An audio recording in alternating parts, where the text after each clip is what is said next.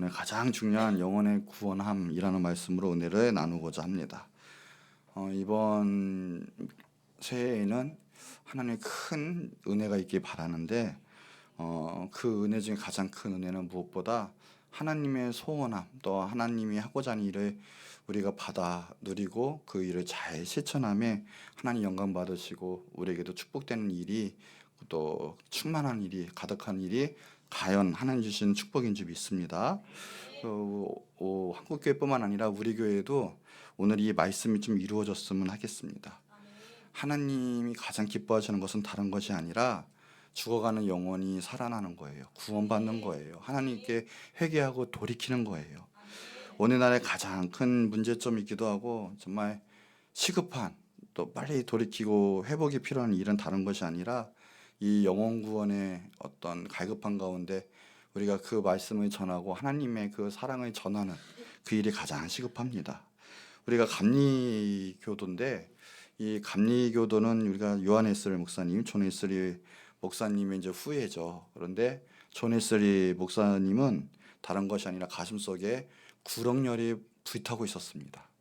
근데 가장 시급한 거는 이 구렁열이 지금 이 감리교뿐만 아니라 한국교회 전체가 이제 싣고 있다는 거죠. 그것이 정말 시급한 일이에요. 빨리 회복하고 영혼 구원함이 앞장서는 일이 정말로 일어나야 되는데, 특별히 24년도에는 그런 일들이, 그런 전도의 역사들, 그런 부흥의 역사들이 활발하게 일어나기 소원합니다.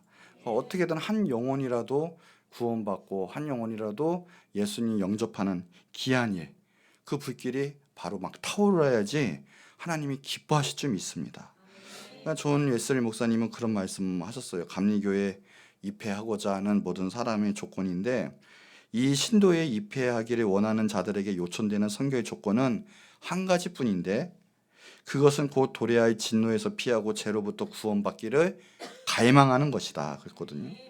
또 우리 감리교 후예들에게 하시는 말씀은, 당신은 영혼을 구원하는 일 외에 아무 일도 하지 마시오.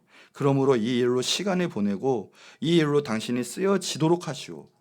보시오, 당신이 얼마나 많이 설교를 했느냐, 또는 이런저런 일에 얼마나 많은 관심을 가졌느냐가 문제가 아니라 당신이 최선을 다해 영혼을 구했느냐 못 구했느냐가 문제입니다. 할 수 있는 대로 많은 죄인을 데려와 회개하여 구원받게 하시오라고 했어요. 그래서 조지 휘피드 목사님 그런 말씀하셨죠. 주여, 나에게 영혼을 주옵소서. 그렇지 않으면 나의 영혼을 가져다 주시옵소서. 그만큼 영혼에 대한 구렁열에 불탔기 때문에 회복의 시대, 그리고 부흥의 시대, 복음의 시대가 열렸습니다. 이 웨슬리 목사님의 구렁열이 식어진 이유는 다른 것이 아니에요. 우리 신앙과 믿음의 간절한 소망, 이 모든 것이 다 연결이 돼 있거든요. 첫째는 말씀에 대한 믿음이 없기에 하나님에 대한 그 마음이 식었기 때문에 이 구렁열이 식었고요. 또 하나는 성령의 뜨거운 역사, 우리가 거기에 동참하지 못했기 때문에 식었다라는 거죠. 그런 결과가 참다운 결과를 낳죠. 성경을 믿지 않고 내 뜻대로 살고, 영생도 믿지 않고 부활도 믿지 않고 내세, 천국과 지옥도 믿지 않는, 즉 성경 말씀대로 살지 않는, 성경 말씀 또 믿지 않는 그런 일들이 벌어지고 사회도 더욱더 타락하게 되었다라는 거예요. 영혼 구원은 우리 감리교뿐만 아니라 정말 우리 크리스찬이라면 정말로 우리가 첫 번째 소원이어야 될 줄 믿습니다. 더 나아가서 성경이 말하는 예수님의 가장 큰 소원이기도 하고요. 정말 하나님이 성경에 보여준 것처럼 하나님의 가장 한 맺힌 소원이라는 거예요. 오늘 본문에 보면 디모데전서 2장 4절이죠. 하나님은 모든 사람이, 여기 있는 모든 사람뿐만 아니라 이 전 인류가 모든 사람이 구원을 받고요, 진리를 아는 데 이르기를 원하노라. 진리는 오직 예수 그리스도, 오직 하나님이신데 그 정말 선한 역사를 알기를 원하는 하나님의 마음이 담겨 있습니다. 그래서 영혼 구원은 가장 중요한 거예요. 자, 우리가 이것에서 은혜를 좀 나누고자 할 텐데, 첫 번째, 왜 중요하냐? 한 영혼이 온 천물보다 귀한 거죠. 식물, 동물, 사람 많이 있지만 사람이 왜 중요하냐? 사람에게만 영이 있다라는 거예요. 그래서 사람은 죽지 않아요. 솔직히 말하면 육은 죽어요. 그러나 영은 영원히 존재하는 존재이기 때문에 그렇기 때문에 사람은 솔직히 말하면 죽지 않아요. 그래서 우리는 내세가 있다는 걸 꼭 믿으셔야 돼요. 이 사람은 몸도 있고 정신이 있죠. 마음, 혼, 모든 게 있어요. 더 나아가서 영이 있는데 하나님은 어떤 존재시냐? 영이라는 거예요. 어떤 존재요? 그래서 하나님은 눈에 보이지 않아요. 요한복음 4장 24절에도 하나님은 영이시다라고 했어요.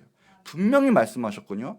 그래서 우리는 예배할 때도 그냥 육신적인 생각과 이성으로 예배드리면 하나님 만날 수가 없어요. 그냥 영으로 예배드려야 돼요. 이게 무슨 말이냐? 우리가 주는 우리의 방법대로 우리의 눈에 보이는 대로가 아니라 믿음으로 나가는 거예요. 믿음으로. 믿음을 통해서 영의 예배를 드려야 된다는 거죠. 데살로니가전서 5장 23절에 보면 뭘로 이루어졌냐? 영과 혼과 몸 분명히 나타나 있거든요. 3분설이거든요. 3분설. 그래서 우리는 영이 있기 때문에 정말 귀중한 존재예요. 그래서 어떤 누구도 여러분을 흉내낼 수도 없고 여러분은 이 순간에 태어난 순간 하나님의 형상이요. 그리고 없어지지 아니한 존재고요. 그렇기 때문에 여러분은 어느 누구보다 또 어느 천하의 모든 걸 합쳐보다 여러분 한 분이 정말 귀중한 존재시라는 거예요. 해볼까요? 나는 하나님의 귀한 자녀이다. 형상이다. 믿으십니까? 옆 사람도 마찬가지예요. 그러기에 우리는 사랑해야 되고 그러기에 우리는 하나가 되어야 돼요. 여러분은 누구와도 바꿀 수 없는 존재예요. 여러분은 천하 모든 만물보다 귀한 존재인 걸 믿으시기 바랍니다. 그런 존재가 우리가 이 영원한 것이 있다면 그 영원한 것을 잃어버리면 얼마나 큰 손해입니까? 예수님도 말씀하셨죠. 마태복음 8장에 보면 그래요. 온 천하를 얻고도 내가 목숨을 잃으면 내가 죽으면 무슨 소용이 있습니까? 무슨 유익이 있습니까? 1억 만금은 있고 내가 세상에서 가장 유명한 사람, 권력을 가진 사람이랄정 내 생명을 잃으면 이 세상에서는 아무것도 아니라는 거예요. 이 세상의 모든 것을 합해도요 나의 생명보다 귀하지 않습니다. 그런데 내 생명, 육신의 생명보다 더 귀한 것은 영원히 살아가는 바로 영원한 생명이 있다는 거, 영생이 더 귀하다는 거예요. 그것은 돈을 벌어도 또 결혼해도 자식을 낳아서 어떻게 키워도 우리의 생애를 어떻게 살아도 이 영혼의 존재만큼은 귀하지가 않아요. 즉 우리가 살아가면서 삶의 목적이 그 영혼의 영혼성보다 귀하지 않다라는 거예요. 그것을 우리는 다 소유하고 있어요. 영혼을. 얼마나 중요한 건지 몰라요. 그러기에 우리는 그 영혼이 구원함을 받아야 된다는 거예요. 아니면 이 세상의 것도 그거보다 중요하지 않기 때문에 그래요. 여러분, 그래서 그 영혼은 천하보다 귀하기 때문에 우리는 정말 어쩌면 우리가 정말 소우주죠. 우주인데 그것을 우리가 구원함 받고 하나님께 구원받는 것 너무나 귀중한 거예요. 우리는 다 구원함을 받기를 원합니다.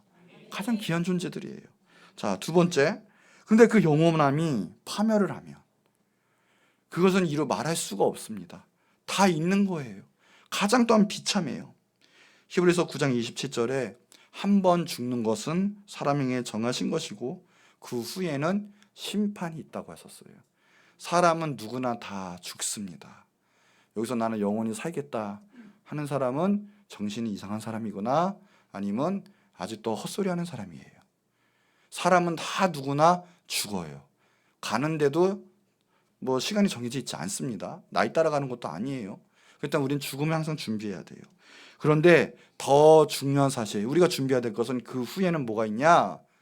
심판이 있다라는 거예요. 만약에 우리가 그 뒤에 아무것도 없다, 동물처럼 죽으면 끝이다, 이 세상이 다다, 그러면 이 세상을 즐기는 게 최고일 거예요. 이 세상 가장 행복하게 사는 사람이 가장 행복한 사람일 수 있어요. 그러나 이후에는 내가 한 일에 대해서 책임을 지는 심판이 있다라는 거예요. 내가 죄진 거에 대해서. 죄는 뭐냐? 하마르티아거든요. 하나님의 뜻, 하나님의 방법, 하나님의 간역에서 벗어나는 것들, 그것이 모든 것이 죄가 될 것인데 그 죄를 회개하고 용서함 받지 않으면 그 죄에 대해서 내가 책임을 져야 돼요. 내가 그 대가의 응보를 받아야 된다는 거예요. 심판이 있다는 거예요. 그래서 내세는 반드시 천국과 지옥이 있다는 거예요. 웨슬리 목사님은 다른 것이 아니라 심판과 그래서 지옥에 관해서 수많은 설교를 했죠. 한 번은요, 이 1772년에 4월 20일에 포트 글래스고의 공제 조합회관에서 설교를 한 다음에 이런 말씀을 하셨어요. 나는 전날 저녁처럼 허공을 치지 않기로 결심하고 죽음과 심판, 천국과 지옥에 대하여 강조하였다. 그들은 이것을 이해하는 것 같았고 웃거나 이야기하는 것이 없어지고 모두 조용하고 엄숙하게 경청하였다. 웨슬리 목사님 그래서 계속 그 내세에 대한 설교를 할 때 놀라운 성령의 역사들이 이루어졌고 구원의 역사들이 이루어졌어요. 또 웨슬리 목사님 존 스미스라는 사람에게 말하기를 주님의 무서운 심판에 대해서 이야기하는데 다른 게 아니에요. 이 죽음의 심판에 대해서 말하여 잠자는 상태에 있다가 지옥에서 깨어나는 것보다 지금 막 그 마지막 운명을 느끼게 하는 것이 낫지 않겠느냐. 그러면서 내세에 대한 설교도 하셨어요. 그러면서 또 인간을 천국에 보내기 위해서 놀라게 하라는 생각은 비합리적일지 모르나 그를 지옥에서 구출하기 위하여 놀라게 하라는 노력은 비합리적이 아니다. 내세는 반드시 있다라는 거예요. 지옥은 허풍 설교도 아니고 겁주려는 설교도 아니에요. 있기 때문에 어떻게 보면 그 어느 것보다도 날마다 선포해야 되는, 지옥은 실체하고 정말 파멸하면 비참한 무서운 곳이기 때문에 날마다 설교해야 되는 것이라는 거죠. 그래서 웨슬리 목사님은 항상 다른 것이 아니에요. 지옥불에 떨어지는 영혼을 바라면서 영혼을 구원했어요. 근데 예수님도 천국보다 지옥을 훨씬 많이 말씀을 하셨거든요. 그런 말씀으로 또 전도를 하셨어요. 그렇죠? 마가복음 1장 38절에 다른 건 지옥은 지옥에서 얘기하면서 예수님은 뭐하러 왔냐? 이 땅 가운데 전도하러 오셨다. 까지도 예수님은 말씀하셨어요. 그 말씀하면서 인간을 구원하시러 십자가에 매달려 죽으신 거죠. 그런데 오늘날 교회, 특별히 우리 믿는 자들, 특별히 또한 감리교도인은 다른 것이 아니라 예수님의 그 신앙, 예수님의 그 선포, 그 웨슬리의 어떤 설교들, 그런 것들을 더욱더 우리가 받아서 증거해야 되지 않겠습니까? 그러니까 우리는 영생, 내세의 천국, 지옥, 이것을 선포해야 되고 이것을 믿지 않으면 참다운 성도도 아니요. 그거 선포하지 않는 교회는 교회도 아니라는 거예요. 선한 설교, 인격 설교 뭐 이런 것은 어느 데서나 할 수 있어요. 그러나 구원을 가져다 주고 내세의 설교를 할 수 있는 건 오직 교회밖에 없다라는 거예요. 그것이 선포가 안 되면 영혼의 회복이 안 되고 도덕성도 땅에 떨어지게 돼요. 이 사회가 그래서 도덕적으로 많이 타락하고 도덕적 질병이 생긴 거죠. 왜요? 죄에 대한 심판을 믿지도 않고 죄에 대한 두려움도 갖지 않고 내세의 의미를 모르기 때문에 이가 이렇게 된 거죠. 이 사회가. 개인의 심령이 회개하고 거듭나는 일, 이거 없이는 구원은 있을 수가 없어요. 우리는 내세를 알고 우리 심판이 있다는 걸 알고 내세를 준비하는 신앙을 가져야 되겠습니다. 사람들은 그래요. 하나님이 어떻게 이 끔찍한 지옥을 만들 수 있겠느냐. 여러분, 원래 지옥은 사람을 위해서 만들어진 것이 아니에요. 우리들이 자꾸만 이게 이제 헛갈려하는 내세가 아닌, 특별히 이 시대 때 오컬트라고 하죠. 영화들, 뭐 드라마들 그런 거 보면 이미 모든 곳에 다 보세요. 다 영적인 코드가 다 깔려 있어요. 뭐 현대과학이 뭐 발전한다 뭐다 하지만 모든 문화적으로는 벌써 영적인 코드가 다 깔려 있어요. 그런데 문제는 마귀 전략은 그거예요. 참다운 성경에 나온 진리, 참다운 길을 걸어가기 위해서 그 성경 말씀이 옳은데 이것을 방해해요. 지옥의 내세관 완전히 엉뚱하게 이야기를 해요. 지옥은 있어요. 그런데 사람이 왔다 갔다 또 그런 것도 있을 수 없고요. 뭐 마귀가 돼가지고 수호천사가 되고 이런 것도 있을 수도 없어요. 지옥은 한 번 가면 끝나는 거예요. 나올 수도 없어요.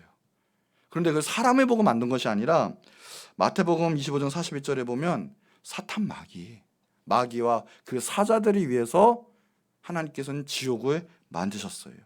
근데 사탄 마귀라는 놈이 가만히 있지 않거든요. 하나님을 싫어하고 하나님을 대적하고 그 위해서 하나님이 만든 제일 좋은 형상, 우리들을 지옥불로 타락시켜서 같이 끌고 가요. 가을에 보면 추수해서 알곡은 창고에, 쭉정이는 불에 태우는 것처럼 심판날은 반드시 있어요. 첫째로는 내 죽음에 관한 날이 있고, 우리가 죽지 않았어도요, 세계 역사는 끝나는 날이 와요. 여하튼 모든 세계는 마침 끝나는 날이 오고 최후의 마지막 날이 올 텐데, 그때 예수님 믿고 제사 안 받고 구원받은 사람은 천국에 들어가는 거예요. 그러나 죄가 있고 예수님 믿지 아니한 사람, 죄가 그대로 있는 사람은 불에 타는 지옥에 들어가게 되는 거예요. 나는 신이 없다, 나는 아직 모르겠다, 그거는 그 앞에서는 다 소용이 없는 말이에요. 진리이기 때문에 내가 믿든 안 믿든 상관없이 그 일은 벌어져요. 믿는 자는 살 것이고 믿지 않는 자는 심판받아 영원한 지옥불에 처하게 될 거예요. 프랜시스 뉴턴이란 무신론자도 하나님은 없고 하나님 없다고 그렇게 욕하고 대적하다가 그 사람은 안 죽습니까? 무신론자도 죽어요. 죽는 데는 영이 열리거든요. 그러나 그때는 이미 늦어요. 영이 열리고 죽기 전에 그런 말을 했어요. 나는 영원히 정죄받았구나. 하나님이 나의 원수가 되었으니 누가 나를 구원하리요. 아, 지옥과 저주에 견딜 수 없는 고통을 받는구나 하면서 이를 걸며 죽었어요. 토마스 스콧이라는 무신론자도 죽을 때 나는 이때까지 하나님도 없고 지옥도 없는 줄 알았노라. 그러나 지금은 둘 다 있는 것을 느끼노라. 나는 젖는 자의 공의로운 심판에 의하여 멸망으로 들어가는구나. 이를 갈고 눈이 희번덕거리면 죽는 거예요. 성경이 수백 번 죽어서 지옥에 있다는, 그 지옥에 대해서 이야기하고 있거든요. 예수님도 그렇게 강조를 하셨어요. 마태복음 10장 28절에 보면 몸은 죽어도 영혼은 능히 죽이지 못하는 자, 사람들이에요. 그것을 두려워하지 말고 오직 몸과 영혼, 오직 하나님이에요. 능히 지옥에 멸하시는 자를 두려워하라. 지옥이 있어요. 지옥에 있는 멸하시는 자를 두려워하라. 마가복음 9장 48절에 지옥은 구더기 하나도 죽지 않고 불도 꺼지지 아니하는 곳이라고 했어요. 지옥에 떨어지면 죽는 거 없어요. 그리고 시간은 영원한 거예요. 그건 시간의 개념이 아니에요. 꺼지지 않는 불도 있어요. 하나님 태양도 만드셨는데 지옥불 하나 못 만드시겠습니까? 이 데살로니가서 1장에 보면 한난 받는 너희에게 우리와 함께 안식으로 갚으시는 것이 하나님의 공이시다 그랬어요. 하나님, 우리가 이렇게 핍박받으면서 하나님이라고 복음 증거하는 거 하나님 다 아세요. 하나님 갚아주실 날이 꼭 오세요. 그게 하나님의 공의예요. 그러니까 우리는 믿음을 갖고 마음을 다해서 하나님 일에 전진해야 돼요. 하나님 모든 거 다 알고 계세요. 그런데 주 예수께서 자기의 능력의 천사들과 함께 하늘로부터 불꽃 가운데 나타나실 때 예수님이 오실 때가 오거든요. 예수님은 재림하십니다. 이렇게 오시는데 그때예요. 이제 심판의 날이 온 거죠. 하나님을 모르는 자들, 우리 주 예수의 복음에 복종하지 아니하는 자들에게 형벌을 내리시리니. 두 종류가 있습니다. 심판받는 자들. 뭐라고요? 첫째가 하나님을 모르는 자들. 하나님 대해서 모른대요. 오늘 하나님 아시기 바랍니다. 또 하나, 이렇게 복음이 선포됐는데도 불구하고 우리 주 예수의 복음에 복종하지 아니하는 자들. 여전히 내가 왕이에요. 여전히 내 뜻대로 살아요. 죄지면서 살아요. 주 예수 복음에 복종하지 않은 자들에게 형벌이 있는데, 이런 자들은 주의 얼굴과 그의 힘의 영광을 떠나서 영원한 멸망의 형벌을 받으리라. 베드로서에도 그러죠. 2장에도 다른 것이 아니라 하나님의 범죄한 천사들 용서하지 아니하시고 지옥에 던져서 구덩이에 두어 심판 때까지 지키게 하셨다. 분명히 영원한 형벌과 지옥은 있습니다. 누가 들어가요? 계시록 20장 15절에 보니까 누구든지 생명책에 기록되지 못한 자는 그 영원한 불못에 던져지더라. 이 세상에서 제일 행복한 게 예수님 믿고 제사 안 받고 구원받는 거예요. 심판 면하는 거예요. 지옥 형벌 면하는 거예요. 그것은 우리가 죽을 때 정말 5분도 안 돼서 알 수 있을 거예요. 우리가 죽을 때 영이 같이 열리거든요. 죽기 직전에. 내가 천국 가는지 지옥 가는지. 그러나 그때는 이미 늦어요. 꼭 아시기 바랍니다. 지옥은 벌레 한 마리도 죽지 않는 곳, 영원한 불못이 있는 곳. 웨슬리 목사님이 그런 말 하셨어요. 내 손가락을 불에 대고 있어봐라. 어떻겠는가? 몇 초 동안도 참기 어려울 것이다. 그보다 더 큰 고통은 없을 것이다. 그런데 온몸이 불에 들어가 영원히 있게 될 것을 생각해 보라. 우리 온몸이 불타는 거, 그 영원토록 겪는 게 지옥이다라는 거예요. 지옥 체험하고 싶으면 가스레인지에 딱 불 켜놓고요, 딱 5초만 손대고 있어 보세요. 아무도 지옥 가고 싶지 않을 거예요. 지옥은 피할 수도 없어요. 저는 웨슬리 목사님이 이런 말씀하셨어요. 행복과 영혼을 거절하는 것은 비참한 영혼의 선택을 의미한다. 영원한 기쁨과 고통 사이에는 어떤 매체도 없고 또한 있을 수도 없다. 이 연속에는 존말이 없다. 이것은 얼마나 무서운 일인가. 그들의 고통의 기간은 영원할 따름이다. 누가 빗방울이나 바다의 모래나 영원한 시간이 계산할 수 있겠는가? 비록 막연하게라도 모든 고통에서 벗어날 희망만 있다면 그것은 훨씬 견디기 쉬울 것이다. 그러나 여기에 사는 모든 사람에게는 희망은 오지 않는다. 지옥은 영원하고 희망은 없다는 거예요. 끝이 없어요. 감옥에 들어가도 출소 날짜가 있으면 10년이든 20년이든 그거 바라보면서 견딜 수 있고, 또 몸이 아프면 언젠가는 낫겠지, 또 언젠가는 퇴원하겠지, 건강한 날이 올 거야 하면서 희망이 있을 텐데, 지옥은 그 희망 자체가 없고 끝이 없다라는 거예요. 예수님 믿지 아니하면 내가 어떤 사람이든 상관이 없어요. 그 죄값으로 인해서 심판받고 다 지옥불에 처하게 되는 거죠. 계시록 21장 8절에 보면 모든 사람이 있는데, 지옥에 가는 사람들, 두려워하는 자들과 믿지 아니하는 자들, 흉악한 자들, 살인자, 음행하는 자, 점술가, 우상 숭배자들, 모든 거짓말하는 자들, 불과 유황으로 못에 참여한다 그랬거든요. 여기 보면 두려워하는 자들, 믿지 아니하는 자들 제일 먼저 나와요. 왜 그런지 아십니까? 믿지 아니하는 자가 제일 커요. 예수님만 믿으면 이 순간에도 우리 죄가 사함받고 영생함을 얻어요. 심판의 면해요. 근데 우리의 고집으로 내가 신이라는 거죠. 내 뜻대로 내 생각대로 살겠다라는 거죠. 주님의 복음을 거부하고 마음대로 내 뜻대로 사는 것, 그러기에 우리 제사함도 없고, 그렇기 때문에 우리가 심판에 당하는 거거든요. 오직 우리가 제사함 받는 길은 예수님을 믿는 것밖에 없어요. 예수님이 길이고 진리고 생명이십니다. 이 세상 구원받을 만한 이름은 예수님밖에 없어요.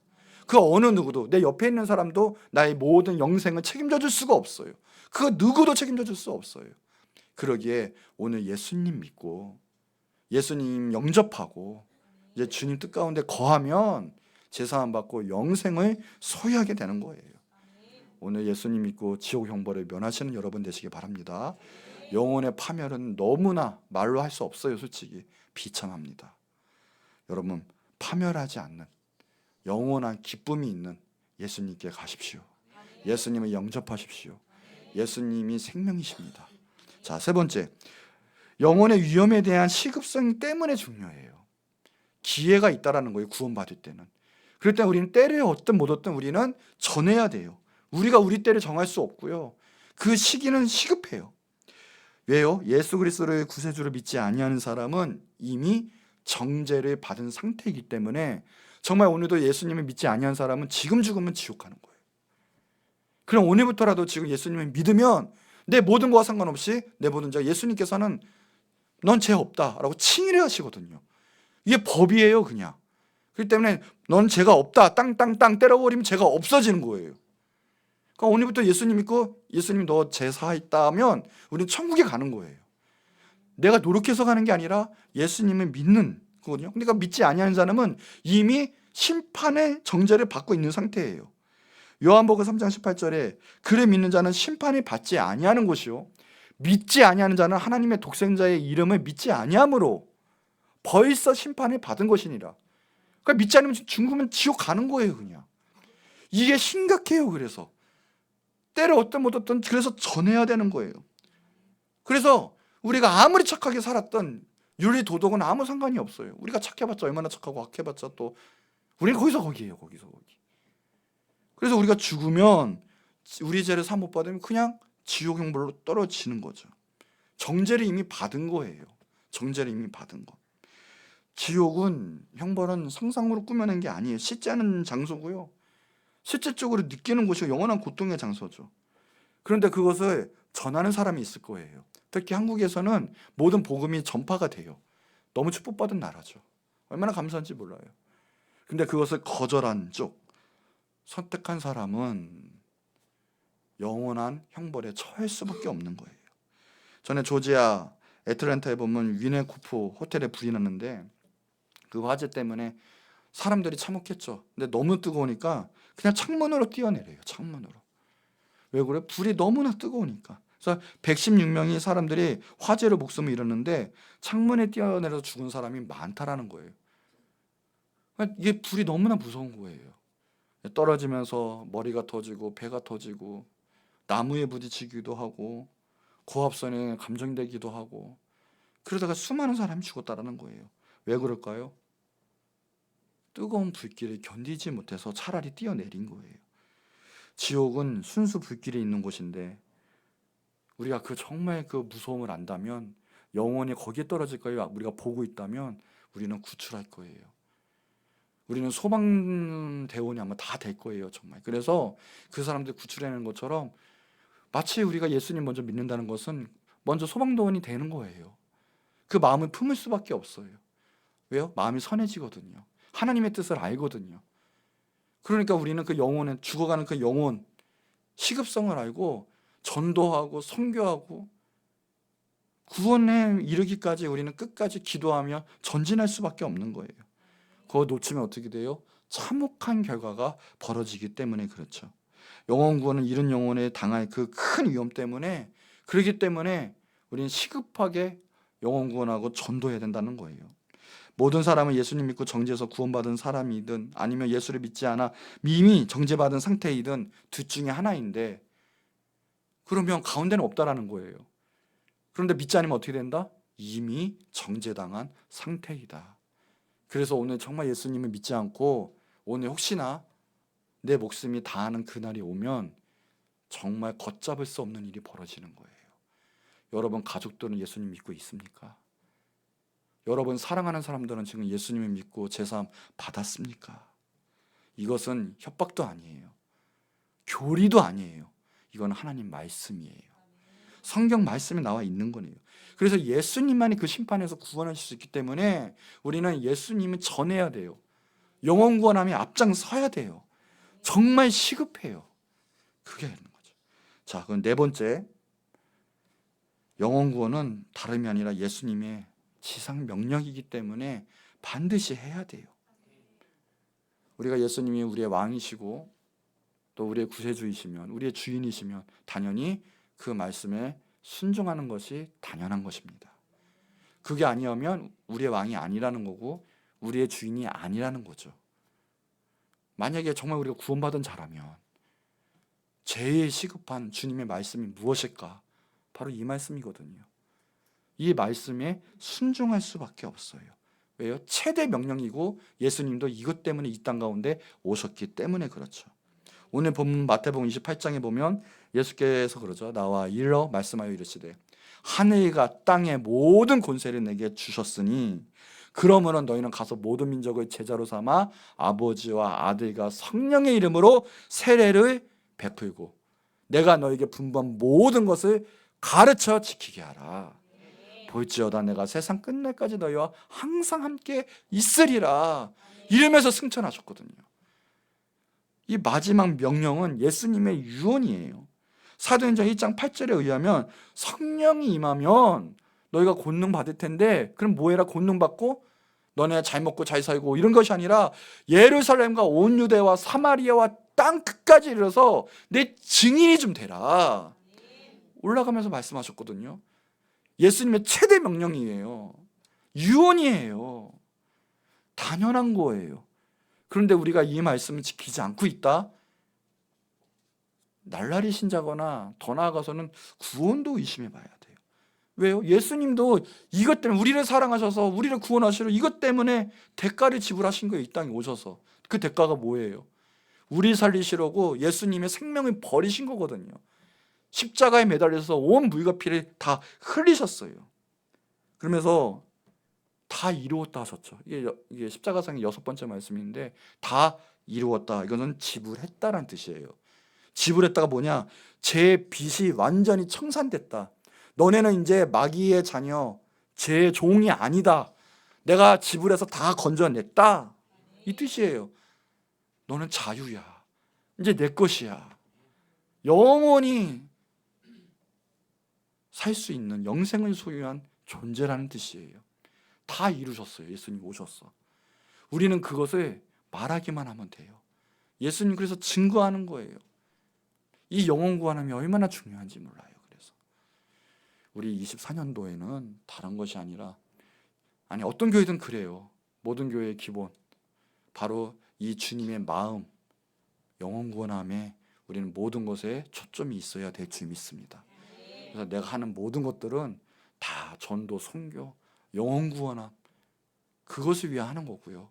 또 우리가 아직 구원받지 못했다는 그 영혼들 정말 우리가 눈물을 흘리면서 기도해야 될 줄 믿어요. 그럴 때 하나님이 그걸 바라보시고 우리 가운데 더욱더 큰 능력과 축복으로 보답해 주실 줄 믿습니다. 이거 신신당부하신 거예요, 예수님이. 우리는 그것을 지키며 나가야 돼요. 자, 결론이에요. 이 영혼 구원에 힘쓰는 성도, 또 힘쓰는 교회, 그 교회와 성도는 예수님이 너무나 기뻐하세요. 가만히 있지 않으세요. 그러기에 물질도 주시고 앞길도 열어주시고 모든 축복에 축복을 더해 주시는 거거든요. 심지어는 가장 큰 선물 성령 주시는 목적도 뭐예요? 영혼 구원하라고. 하나님 능력 받고 복음 증거해서 그 복음의 역사 가운데 그 사람들이 회개하고 돌이켜서 천국 보내라고 하는 거죠. 영혼 구원에 힘쓰는 교회는 그래서 하나님이 사랑하세요. 하나님의 능력이 임해요. 하나님이 기쁨이 벌써 충만하고요. 하나님의 축복이 충만해요. 그러나 인권 운동, 사회복지, 인간적인 거로만 나가면 거기에는 아무런 힘이 없어요. 우리는 영혼 구원에 하나님 마음 품고 나가야 될 줄 믿습니다. 시편 126편 5, 6절에 보면 눈물을 흘리며 씨를 뿌리는 자는 기쁨으로 거두리로다. 울며 씨를 뿌리러 나가는 자는 반드시 기쁨으로 그 곡식 따내 가지고 돌아올 거다. 오늘 우리 교회가 이렇게 하나님 앞에 순종하고 복음 증거할 때 이런 축복이 이번 연도 안에 충만하게 있을 줄 믿습니다.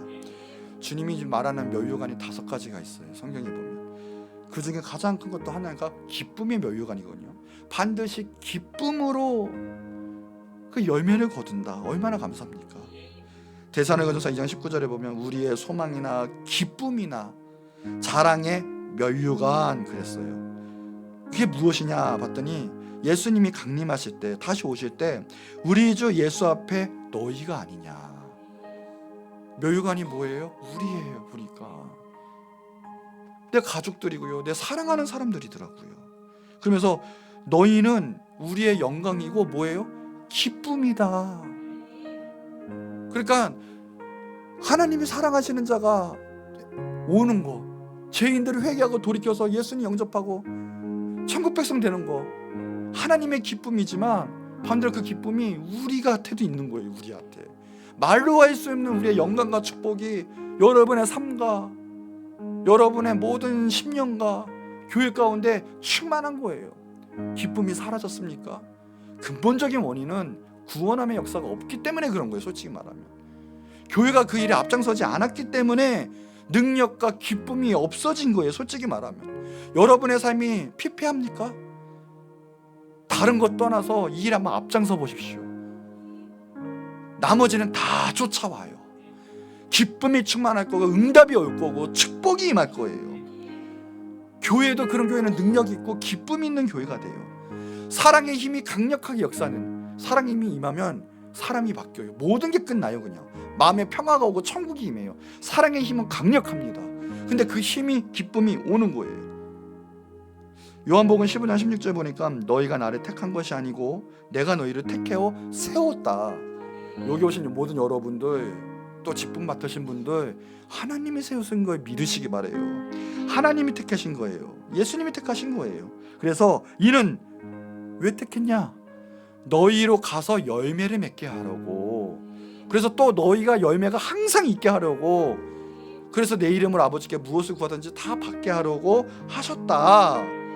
근데 그 열매는, 최고의 열매는 영혼의 열매예요. 구원함의 열매예요. 자, 밑에 절에 보니까 내가 이것을 너희에게 명함은 너희를 서로 사랑하게 하려 함이다. 구원의 역사가 있을 때 사랑의 역사가 있고 기쁨의 역사가 넘쳐나는 거예요. 여러분, 우리가 하나님 마음 품고 이번 연도는 더욱더 특별히 때가 이제 급합니다. 이제는 하늘이 닫힐 때가 와요. 예수님 오실 때가 급해요. 정말 우리에게 주신 사명, 우리에게 주신 힘 가지고 영혼권이 앞장서는 여러분 되시기 바랍니다. 요한복음 4장 35절에 눈이 들어 밭이 보라 희어져 추수할 때가 이렇다. 그러나 나는 너에게 이른다. 너희 눈을 들어 밭이 보라. 그렇죠? 그런데 중요한 말씀이 이 다음부터예요. 거두는 자가 이미 삭도 받았다. 거두는 자가 얼마나 축복이에요. 전도했는데 전도한 사람이 와서 같이 신앙생활하는 거 얼마나 큰 상금이에요. 거두는 자는 이미 삭도 받고 영생에 이르는 열매를 모으는 사람이었어요. 그래서 그때는 이는 뿌리는 자 거두는 자 함께 또한 기쁘고 즐거워할 거예요. 우리 교회가 이번에는 기쁨의 단에 반드시 한데 열매를 맺는, 거두는 자가 이미 삭도 받고 영생에 이르는 열매를 모으는 귀한 이번 한 해가 되게 여러분의 삶과 우리 교회가 되기를 축복을 합니다. 하나님이 기뻐하실 거고요. 그 마음이 있는 하나님께서는 반드시 우리를 높여 들어 사용하실 거예요. 그 일 앞장서는 여러분 되시기를 축복합니다. 얼만큼 돈 벌고 얼만큼 잘 살고 얼만큼 편하게 살고 얼만큼 내 마음대로 사느냐가 중요한 게 아니에요. 양옆에 돌아봐도 지옥 갈 사람이 수두룩빽빽이에요. 지금 오늘부터라도 생각나는 사람, 내가 나에게 보내주신 영혼들, 우리 가족들 기도하셔야 돼요. 기도하셔야 돼요. 이번 연대는 강력한 성령의 역사가 있을 줄 믿습니다. 우리 이제 한 목소리 기도할 텐데, 하나님 감사합니다. 하나님이 주신 그 마음이 보입니다.